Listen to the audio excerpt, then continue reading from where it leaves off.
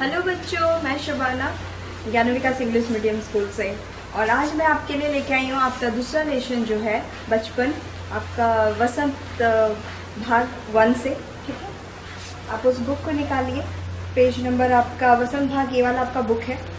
ठीक है, और आपका लेसन 2 है जो पेज नंबर यहाँ आपका मेंशन नहीं है। ये मैं इसलिए बोल रही हूँ क्योंकि यहाँ 6, 7 इसके बाद वाला है ना बच्चे, तो ये वाला पेज नंबर 5 है।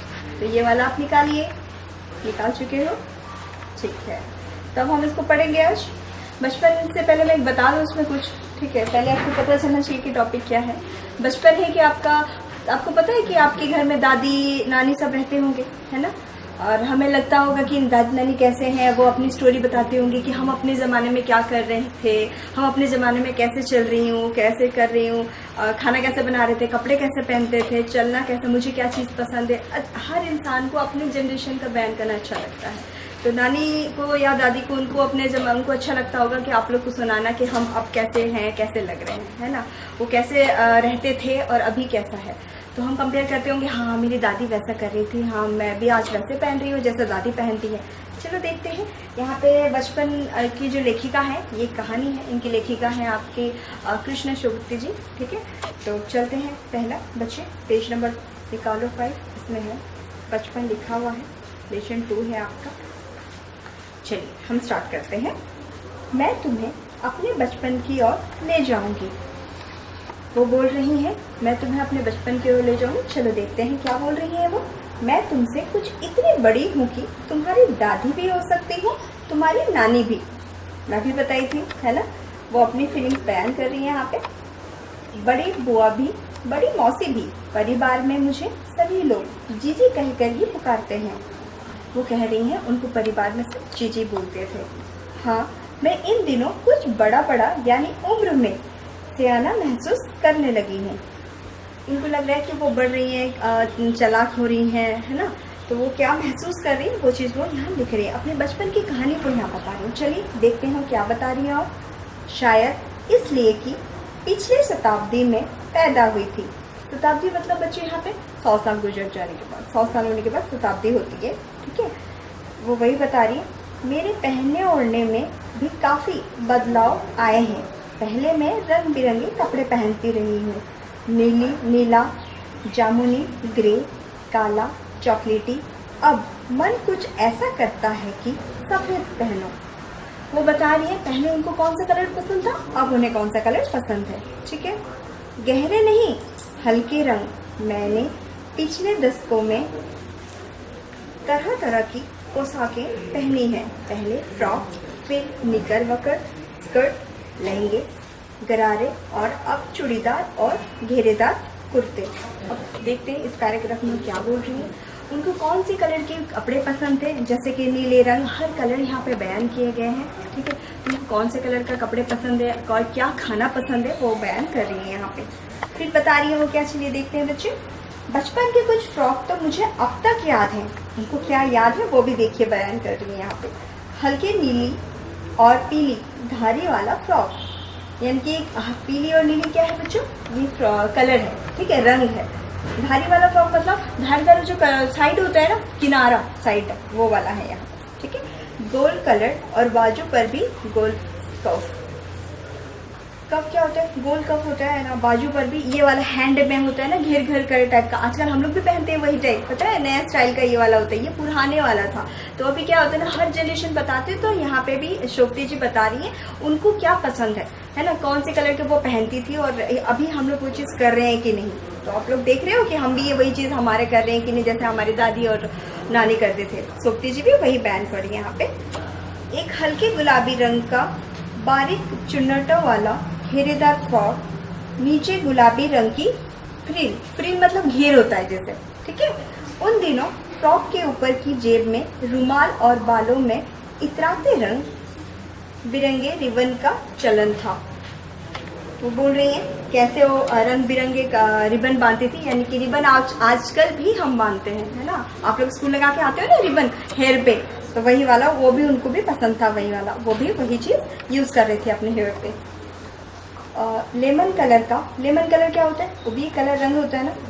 लेमन कलर का बड़े प्लेटों वाला गर्ल फ्रॉक जिसके नीचे फर टकी थी। 2 ट्यूनिक भी याद हैं, एक चॉकलेट रंग का और अंदर की कोटी प्याजी, दूसरा ग्रे और उसके साथ सफ़ेद कोटी। ठीक है, वो बोल रही है उनको ग्रे कलर और बाकी चॉकलेटी कलर और जो कलर पसंद है और क्या कपड़े वो पहनती थी और कैसा डिज़ाइन का, वो सारी यहाँ बयान कर रही है। बच्चे अब हम तो पूरा नहीं पढ़ा रहे, हम आपको सिर्फ एक पैराग्राफ 4 का पैराग्राफ मैंने आपको पढ़ाया, पेज नंबर 5। बाकी आप लोग 6, 7, 8, 9 पढ़िए। ठीक है, वो वाला एक बार रीड करिए अच्छे से, सिर्फ रीड करना है। You are standard 6 right now, okay.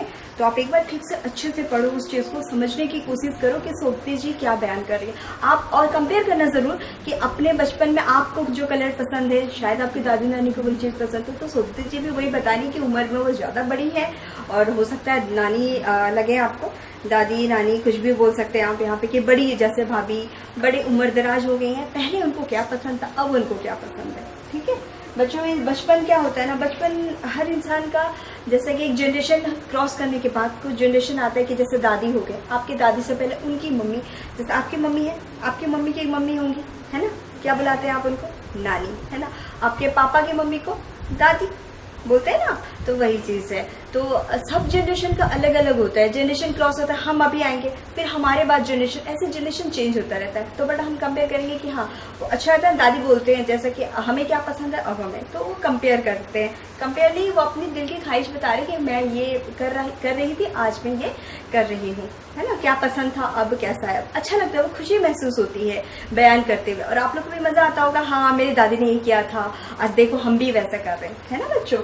तो ये वाला आपका जो लेसन 2 है, ठीक है, आप लोग इसको अच्छे से पढ़िए। और यहाँ पे मैंने कुछ लिखा है, सारा तो मैंने नहीं लिखा, मैंने जितना मेरे को लगा कि हाँ ये हार्ड वर्ड है मैंने लिख दिया। आप लोग इसको अच्छे से अंदर से रीड करो, ठीक है, रीड करने के बाद आपको लगे कि हाँ ये हार्ड वर्ड है, आपको लिखो ये वाला लेसन 2 का। इसका मीनिंग मैं आपको व्हाट्सअप कर दूंगी और प्लस मैं आपको इसमें कुछ क्वेश्चन दी हूँ, ठीक है, जो आपके बुक में नहीं है, बुक का क्वेश्चन आंसर में मैं आपको बाद में दे दूँगी। यहाँ पे देखो टॉपिक मैंने लिख दिया है ये चीज, अब ऐसे ही सेम चीज आपको टॉपिक में लिखना है। कैसा लिखना है, टॉपिक आप लिखो, लेसन चैप्टर 2 लिखो, फिर बचपन लिखो, बचपन मतलब इंग्लिश चाइल्डहुड, है ना, क्योंकि मैंने आपको बताया इस बार हम क्या करेंगे, इंग्लिश टू हिंदी ट्रांसलेट करेंगे, तो ये चीज आप पढ़िए, ठीक है। डिफिकल्ट वर्ड्स, कठिन सब जिसको बोलते हैं, ये हुआ बचपन, शताब्दी, शौक, चुन्नटो वाला, प्लेटो वाला, नौकरानी, ग्रामोफोन, टेलीविजन, कन्फेक्शनरी, चेस्टनट, अंग्रेज, ठीक है। ये चेन है जो थोड़ा स्पेलिंग में आउट, मतलब आप अगर प्रोनाउंस करेंगे ना इसको थोड़ा बहुत तो हार्ड लग रहा है, ये मैंने लिखा है, आप इसको लिखिए, ठीक है। इसमें मीनिंग मैंने नहीं लिखा है, मीनिंग मैं आपको व्हाट्सअप करूंगी, मतलब ये कुछ ये नहीं, ये सिर्फ हार्ड वर्ड है। इसके अलावा अगर लगे आपको नहीं है, समझ में नहीं आ रहा, हार्ड है, मैं मतलब प्रोनाउंसिएशन मेरे को हो नहीं रहा, मैं प्रोनाउंस कर नहीं पा रहा हूँ, आप लिखो इसको, ठीक है। ये मैंने यहाँ पे क्वेश्चन आंसर लिखा है बेटा, बच्चों ये चीज़ अपनी कॉपी में आप लिख के मेरे को शो करना व्हाट्सअप में, ठीक है, मैं चेक करूंगी। Read lesson 2 page number 5 to 9 जो आपके यहाँ पे है, 5 to 9 जो लेसन 2 है आपका। Write and learn hard words lesson 2, then आपका write and learn colours name in Hindi, आपको हिंदी में लिखना है बच्चों, मैंने आपको क्लास 5 में बताया था, ठीक है, तो वही चीज़ आपको हिंदी में लिखना है। नहीं समझ में आया अगर कि नहीं मैडम इस प्रॉब्लम को सॉल्व में कर नहीं पा रहा हूँ, मैं आपको व्हाट्सएप में लिख दूंगी, लिख के भिजवा दूंगी, ठीक है। अगर नहीं आया तो आप अपने से, मैं उम्मीद करती हूँ कोशिश करो एक बार, क्योंकि यहाँ पे कुछ रंगों का नाम लिखा है बच्चे, और कुछ नहीं समझ में आया तो आप अगर कर सकते हो खुद से करो, नहीं तो मेरे को व्हाट्सएप करो, मैं बता देती हूँ, ठीक है। Right 7 days name and Hindi, सारा कुछ आपको हिंदी में लिखना है बच्चों। मैं इंग्लिश में इसलिए लिखी, मैं हिंदी में लिख सकती थी, बट मैं इंग्लिश में इसलिए लिखी कि आप हिंदी टू इंग्लिश ट्रांसलेट करो, ठीक है, तो इसमें सीखोगे ना, आपको अच्छा समझ में आएगा कि English to Hindi, Hindi to English, ठीक है। Write about yourself 15 lines in Hindi, अपने बारे में 15 लाइन लिखो कि आप क्या करते थे, आपके पापा का नाम क्या है, आपका स्कूल का नाम क्या है, ठीक है, और आपका उम्र क्या है, आपको क्या पसंद है, अपने बारे में 10 लाइन्स लिखो, ठीक है बच्चों। ये सारे आपके होमवर्क है, आप करके मेरे को शो करना, और ये आपके हार्ड वर्ड है जो कठिन शब्द चैप्टर 2 का, ये इतना ही मुझे लगा, और इससे ज़्यादा अगर लगे आप लिखो, ठीक है, और मीनिंग में आपको क्वेश्चन आंसर में आपको व्हाट्सएप करती हूँ। और आज हम कक्षा 6 में हिंदी के दूसरे पाठ बचपन कहानी के बारे में पढ़ेंगे। बचपन कहानी की लेखिका कृष्णा सोबती जी हैं। इस कहानी को शुरू करने से पहले हम यहाँ ये बता दें कि इस कहानी में लेखिका हमें अपने बचपन की बातें बता रही हैं कि जब वे छोटी थी तो उनका बचपन कैसा था। तो इन बातों से ही वे अपनी कहानी की शुरुआत करती हैं और कहती हैं, मैं तुम्हें अपने बचपन की ओर ले जाऊंगी।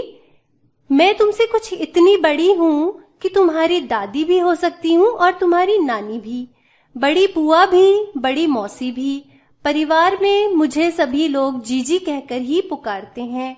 हाँ, मैं इन दिनों कुछ बड़ा बड़ा यानी उम्र में सयाना महसूस करने लगी हूँ, शायद इसीलिए कि पिछली शताब्दी में मैं पैदा हुई थी। शताब्दी मतलब 100 वर्ष का समय। मेरे पहनने ओढ़ने में काफी बदलाव आए हैं। पहले मैं रंग बिरंगे कपड़े पहनती रही हूँ, नीला, जामुनी, ग्रे, काला, चॉकलेटी। अब मन कुछ ऐसा करता है कि सफेद पहनो, गहरे नहीं, हल्के रंग। मैंने पिछले दशकों में तरह तरह की पोशाकें पहनी हैं। पहले फ्रॉक, फिर निकर वॉकर, स्कर्ट, लहंगे, गरारे और अब चूड़ीदार और घेरदार कुर्ते। तो इस पैराग्राफ में लेखिका हमें यही बताना चाहती हैं कि जब वे छोटी थी तो उनके बचपन में किस तरह के रंग बिरंगे कपड़े हुआ करते थे और उन्होंने कैसी कैसी पोशाकें पहनी हैं। आगे वे कहती हैं, बचपन के कुछ फ्रॉक तो मुझे अभी तक याद हैं। वो अपने बचपन की फ्रॉक्स के बारे में हमें बता रही हैं जो कि उनकी स्मृतियों में है।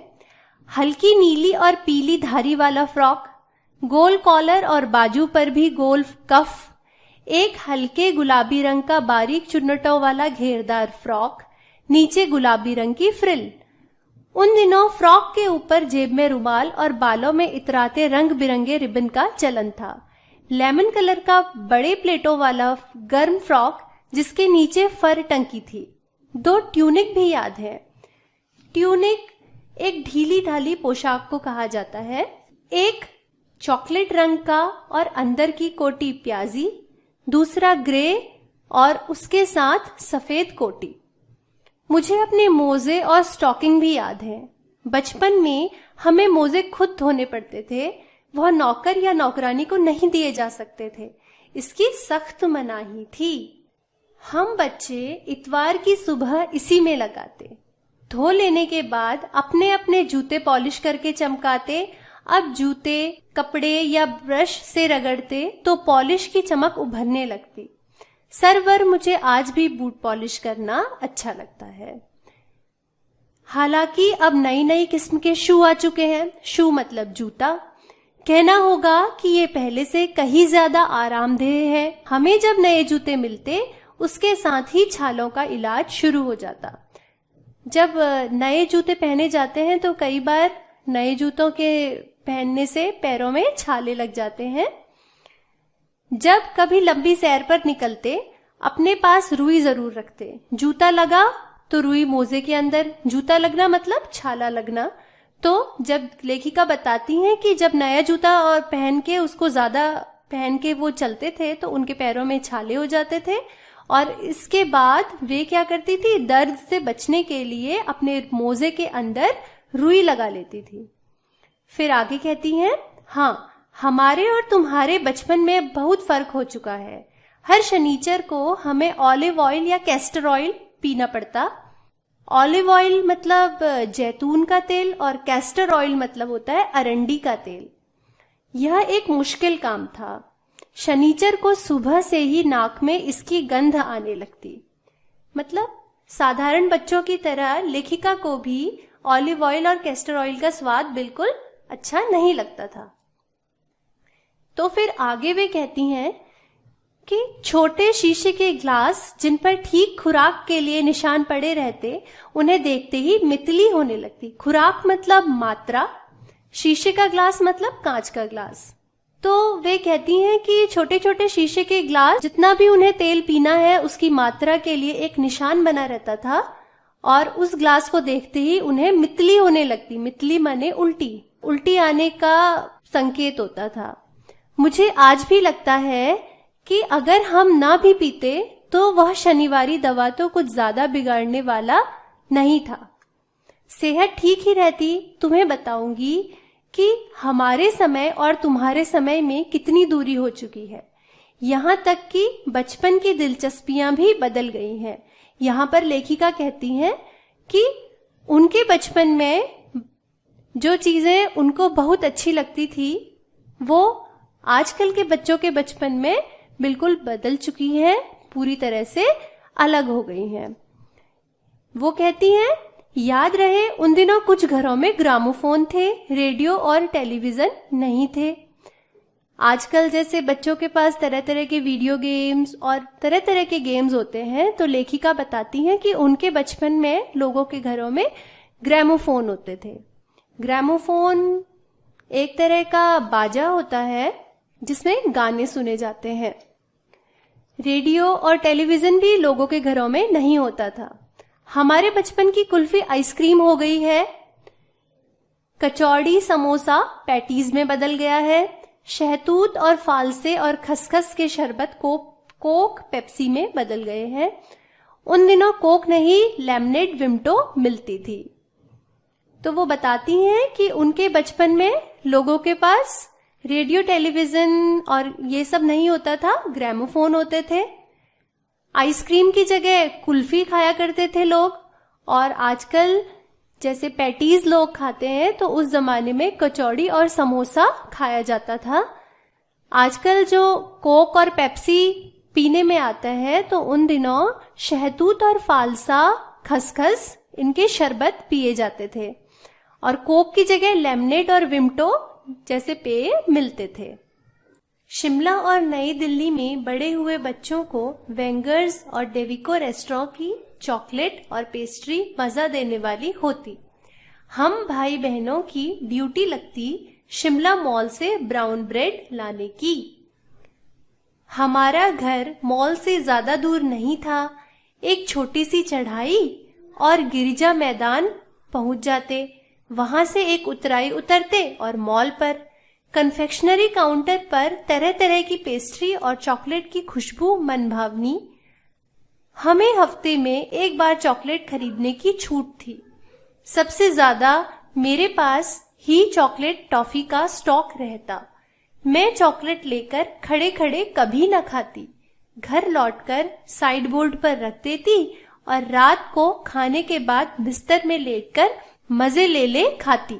इस पैराग्राफ में लेखिका हमें ये बताना चाहती हैं कि क्योंकि वो शिमला और नई दिल्ली में पली बड़ी थी तो इसलिए उन्हें वेंगर्स और डेविको रेस्टोरेंट की चॉकलेट और पेस्ट्री बहुत पसंद थी, और उनके भाई बहनों की और उनकी ड्यूटी लगती यानी बारी लगती थी कि शिमला मॉल से वे लोग ब्राउन ब्रेड यानी कि भूरी पाव खरीद कर लाएं। आगे भी बताती हैं कि उनका घर मॉल से ज्यादा दूर नहीं था और गिरजा मैदान एक चढ़ाई चढ़ के और एक उतराई उतर के वे मॉल पर पहुंच जाती थी। उन्हें चॉकलेट और टॉफी खड़े खड़े खाना बिल्कुल पसंद नहीं था, इसलिए चॉकलेट और टॉफी का उनके पास काफी बड़ा स्टॉक यानी भंडार रहता था। वे घर लौटकर साइड बोर्ड मतलब किनारे की अलमारी पर अपनी चॉकलेट को रख देती और रात को खाना खाने के बाद बिस्तर में लेटकर मजे ले उसे खाती। शिमला के काफल भी बहुत याद आते हैं। काफल भी एक पहाड़ी फल है जो कि पहाड़ों में उगता है, जंगलों में। खट्टे मीठे, कुछ एकदम लाल, कुछ गुलाबी, रस भरी कसमल। यहाँ पर लेखिका बताती हैं कि उन्हें इसी तरह जैसे काफल उन्हें खाने में बहुत पसंद आते थे, उसी तरह रसभरी और कसमल भी जो कि लाल और गुलाबी रंग के होते थे उन्हें खाने में बहुत अच्छा लगता था। सोचकर ही मुंह में पानी भर आए। चेस्टनट एक और गजब की चीज। चेस्टनट एक भूरे रंग का फल होता है जो कि पहाड़ों में पाया जाता है। आग पर भूने जाते और फिर छिलके उतारकर मुंह में, जिसको आग में भून कर और छिलके उतारकर खाया जाता है। चने, जोर गरम और अनारदाने का चूर्ण। हाँ, चने जोर गरम की पुड़िया जो तब थी वह अब भी नजर आती है। आपने भी बाजार में देखा होगा चने की पुड़िया, जो अभी भी लोग चने बेचते हैं और खरीदते हैं और खाते हैं।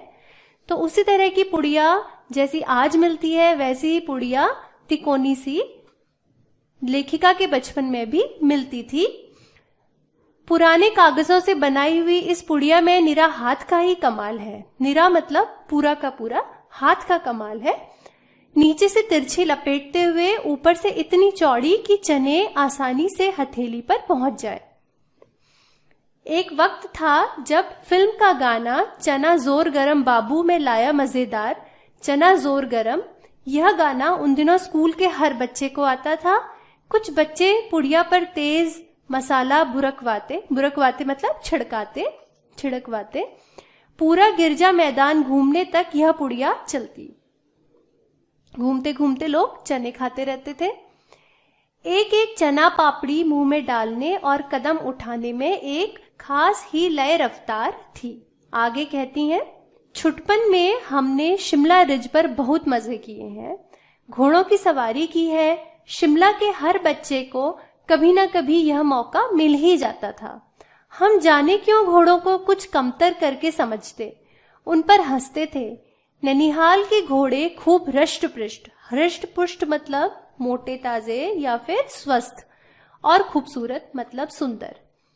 तो वो कहती है कि बचपन में उन्होंने घोड़े की सवारी करी है और उन्हें घोड़ों की सवारी करने में बहुत मजा आता था क्योंकि वे बहुत मोटे ताजे और सुंदर होते थे। उनकी बात फिर कभी। शाम को रंग बिरंगे गुब्बारे, सामने जाखू का पहाड़। जाखू शिमला में एक पहाड़ है जहां पर हनुमान जी का मंदिर है, बहुत ज्यादा जाना माना, तो उस जगह का नाम जाखू है। तो क्योंकि हमारी जो लेखिका है वो शिमला की है, उन्होंने शिमला के दिनों को याद किया है, इसलिए उन्होंने यहाँ पर जाखू के बारे में बताया है। ऊंचा चर्च की घंटियां बजती तो दूर दूर तक उनकी गूंज फैल जाती। चर्च मतलब गिरजाघर। लगता इसके संगीत से प्रभु यीशु स्वयं कुछ कह रहे हैं। सामने आकाश पर सूर्यास्त हो रहा है। गुलाबी सुनहरी धारियां नीले आसमान पर फैल रही हैं। दूर दूर फैले पहाड़ों के मुखड़े गहराने लगते और धीरे धीरे बत्तियां टिमटिमाने लगती। मतलब दूर दूर फैले पहाड़ों पर अंधेरा हो जाता और लोगों के घरों की छोटी छोटी लाइट्स या रोशनी चमकने लगती, जो कि दूर से देखने में टिमटिमाती हुई सी प्रतीत होती थी। रिज पर की रौनक और मॉल की दुकानों की चमक के भी क्या कहने, स्कैंडल पॉइंट की भीड़ से उभरता कोलाहल। सर्वर स्कैंडल पॉइंट के ठीक सामने उन दिनों एक दुकान हुआ करती थी जिसके शोरूम में शिमला कालका ट्रेन का मॉडल बना हुआ था। इसकी पटरियां, उस पर खड़ी छोटे छोटे डिब्बों वाली ट्रेन। यहाँ पर उन्होंने सर्वर स्कैंडल पॉइंट के सामने की एक दुकान के बारे में बताया है जिसके शोरूम में शिमला कालका ट्रेन का एक मॉडल बना हुआ था और इस मॉडल में पटरियां बनी हुई थी और जिन पटरियों पर छोटे छोटे डब्बों वाली ट्रेन थी। उस एक और लाल टीन की छत वाला स्टेशन था और सामने सिग्नल देता खंबा। थोड़ी थोड़ी दूर पर बनी सुरंगें। तो यहाँ पर उन्होंने उस ट्रेन के मॉडल का वर्णन किया है। पिछली सदी में तेज रफ्तार वाली गाड़ी वही थी। वे बताती है कि जब वे छोटी थी तो सबसे तेज चलने वाली गाड़ी ट्रेन ही होती थी। ट्रेन यानी रेलगाड़ी। कभी कभी हवाई जहाज भी देखने को मिलते थे। हवाई जहाज उन्हें कभी कभी देखने को मिलते थे दिल्ली में, और वो भी कहाँ, सिर्फ दिल्ली में देखने को मिलते थे। जब भी उनकी आवाज आती बच्चे उन्हें देखने बाहर दौड़ते। जैसे ही हवाई जहाज की आवाज उनके कानों में पड़ती तो बच्चे देखने के लिए बाहर दौड़ जाते। दिखता एक भारी भरकम पक्षी उड़ा जा रहा है पंख फैलाकर, और जब बच्चे प्लेन देखने के लिए बाहर दौड़ते तो उन्हें क्या दिखाई देता था, जैसे कि एक भारी भरकम पक्षी अपने पंखों को फैलाकर उड़ता हुआ जा रहा है। यह देखो और वह गायब। प्लेन इतनी तेजी से उड़ते थे कि उनको देखते ही वे गायब हो जाते थे। उसकी स्पीड ही इतनी तेज लगती। हाँ, गाड़ी के मॉडल वाली दुकान के साथ एक और ऐसी दुकान थी जो मुझे कभी नहीं भूलती। अब वे बताती हैं कि गाड़ी के मॉडल की दुकान, जिस दुकान में ट्रेन का मॉडल बना हुआ था, उसके साथ ही एक और ऐसी दुकान थी जो वो कभी नहीं भूल सकती। अब वो कौन सी दुकान थी? यह वह दुकान थी जहां मेरा पहला चश्मा बना था। वहां आंखों के डॉक्टर अंग्रेज थे। अब वो दूसरी दुकान वो थी जिसमें लेखिका का चश्मा बना हुआ था और जहां पर एक अंग्रेज डॉक्टर बैठते थे। शुरू शुरू में चश्मा लगाना बड़ा अटपटा लगा। अब वे बताती हैं कि जब उन्हें शुरू शुरू में चश्मा लगा तो उन्हें बड़ा अजीब लगता था। छोटे बड़े मेरे चेहरे की ओर देखते और कहते, आंखों में कुछ तकलीफ है? इस उम्र में ऐनक? दूध पिया करो। लेखिका कहती है कि सारे लोग उनके चेहरे की ओर देखते थे और कहते थे कि क्या तुम्हारी आंखों में कुछ तकलीफ है? तकलीफ मतलब परेशानी है? इस उम्र में ऐनक? कि तुम्हें इतनी छोटी उम्र में ही ऐनक यानी कि चश्मा, इतनी छोटी उम्र में ही तुम्हें चश्मा लग गया। दूध पिया करो। और सब उन्हें सलाह देते थे कि वे दूध पिया करें। मैं डॉक्टर साहिब का कहा दोहरा देती, कुछ देर पहनोगी तो ऐनक उतर जाएगी। तो वे सबको क्या जवाब देती थी? वे सबको यही जवाब देती थी जो उनको डॉक्टर ने कहा था कि अगर वे कुछ देर न और चश्मा पहनेंगी उनका चश्मा उतर जाएगा। वैसे डॉक्टर साहब ने पूरा आश्वासन दिया था, लेकिन चश्मा तो अब तक नहीं उतरा। आश्वासन देना मतलब भरोसा दिलाना। डॉक्टर साहब ने उन्हें पूरे विश्वास से कहा था कि अगर वे कुछ दिनों तक लगातार चश्मा पहनेंगी तो उनका चश्मा उतर जाएगा। लेकिन लेखिका कहती है कि अब जबकि वे इतनी बड़ी हो चुकी हैं तो अब तक भी उनका चश्मा नहीं उतरा है, नंबर बस कम ही होता रहा। मैं अपने आप इसकी जिम्मेवार हूं। और फिर वो कहती हैं कि चश्मा नहीं उतरा इसकी जिम्मेवार वो स्वयं है। जब आप दिन की रोशनी को छोड़कर रात में टेबल लैंप के सामने काम करेंगी तो इसके अलावा और क्या होगा?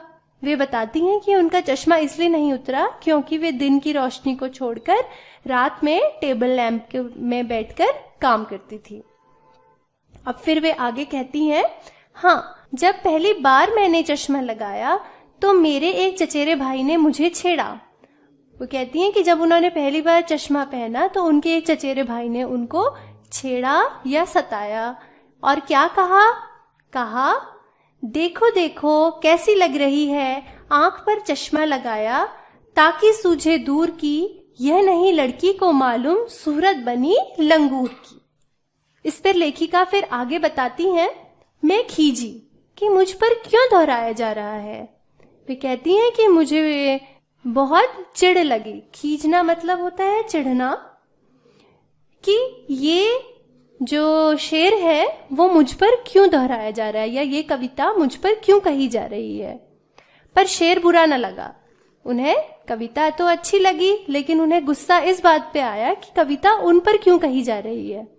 जब वह चाय पीकर चले गए तो मैंने अपने कमरे में जाकर आईने के सामने खड़ी हो गई। कई बार अपने को देखा, ऐनक उतारी, फिर पहनी, फिर उतारी, देखती रही, सूरत बनी लंगूर की, नहीं नहीं नहीं, हाँ हाँ हाँ। यहाँ पर मेहमानों के जाने के बाद आईने के सामने खड़े होकर लेखिका ने बार बार अपने ऐनक को उतारा और पहना और फिर वे यही सोचती रही कि कहीं सच में तो उनकी सूरत लंगूर की बनी, नहीं बनी या बन गई।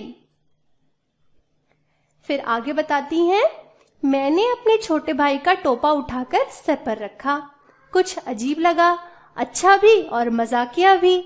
तब की बात थी, अब तो चेहरे के साथ घुल मिल गया है। फिर वो बताती हैं कि जब उन्होंने अपने शीशे के आगे खड़े खड़े अपने छोटे भाई का टोपा उठाकर पहना तो उन्हें अपना चेहरा कुछ अजीब लगा, कभी अच्छा लगा, कभी मजाकिया लगा। लेकिन फिर कहती हैं कि ये तो तब की बात थी जब मैं छोटी थी, अब तो चेहरे के साथ घुल मिल गया है, मतलब अब उन्हें चेहरे पे चश्मा लगाने की आदत हो गई है। जब कभी उतरा हुआ होता है तो चेहरा खाली खाली लगने लगता है। कहती हैं कि जब भी मेरा चश्मा उतरा हुआ होता है तो मुझे अपना चेहरा खाली खाली यानी सूना सूना लगता है। याद आ गया वह टोपा, काली फ्रेम का चश्मा और लंगूर की सूरत। हाँ, इन दिनों शिमला में मैं सिर पर टोपी लगाना पसंद करती हूँ। अब वे कहती हैं कि आजकल वे शिमला में सर पे टोपी लगाती हैं। मैंने कई रंगों की जमा कर ली हैं कि उनके पास अनेक रंगों की टोपियां हैं। कहाँ दुपट्टों का ओढ़ना और कहाँ सहज सहल सुभीते वाली हिमाचली टोपियां। सहज मने आसान, सहल मने सुविधाजनक, सुभीता मने आरामदेह। तो वे कहती हैं कि उन्हें ये सुविधाजनक आरामदेह टोपियां पहनना, हिमाचली टोपियां पहनना बहुत अधिक अच्छा लगता है। तो आज हमने पाठ के बारे में जाना। अब इस पाठ के प्रश्न उत्तर हम अगले भाग में पढ़ेंगे।